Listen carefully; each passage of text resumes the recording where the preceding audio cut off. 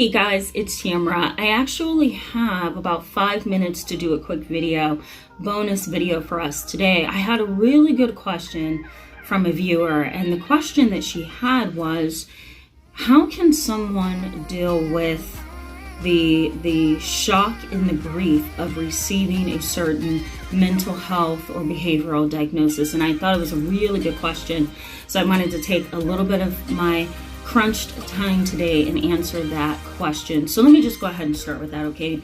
So, diagnosis is pretty complicated, and what's involved in diagnosis is a long history. So if you come to a mental health professional such as myself, you're going to get a thorough or a comprehensive assessment. And what I mean by that is I'm going to utilize assessment measures such as the Beck Depression Inventory, which kind of zones in on depression. You're also going to get the Beck Anxiety Inventory, which kind of zones in on anxiety, but you're also going to get some trauma-focused assessments as well, so that I can explore what your history was in terms of trauma. I'm also the kind of therapist that will refer you to another provider, such as a neuropsychologist, or somewhere where you can have a neurological exam done. I want to be able to rule out developmental disorders that may not have been diagnosed, like autism. I also want to be able to rule out organic causes, right? So poor health, medical conditions such as seizures or epilepsy, diabetes, heart conditions, all that stuff, because all that stuff plays into our mental health. So when you get a diagnosis, it takes a lot of assessments, a lot of observation, and a lot of patience, because not every provider is going to understand you. Also, not every provider is going to be able to really zone in on what you need them to zone in on, right? Every provider is different, and every provider sees a different way of assessing and working with patients or clients. So once you get past the assessment process, then it's time for diagnosis. And diagnoses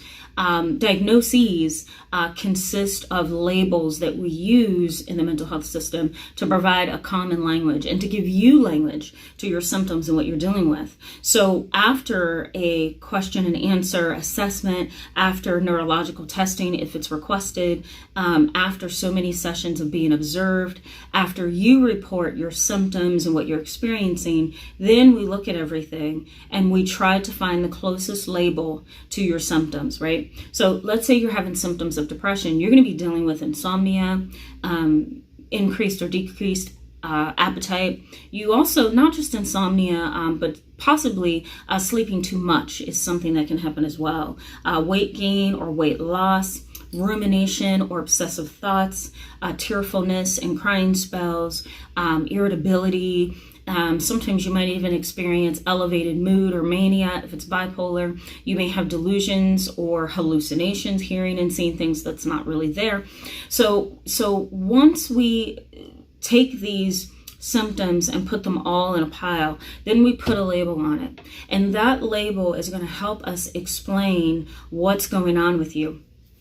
During that process is when all of your social, emotional, and familial preconceived notions come to the forefront, right? Society says that if you are labeled borderline personality, you're crazy.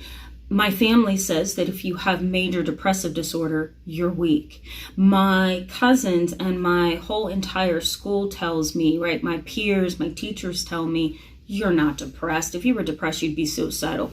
So all of your preconceived notions kind of rise up to the surface, right? When you receive that label, then you begin to feel negative yourself about that label, right? Because of all the meaning that external and outside forces have put on that label.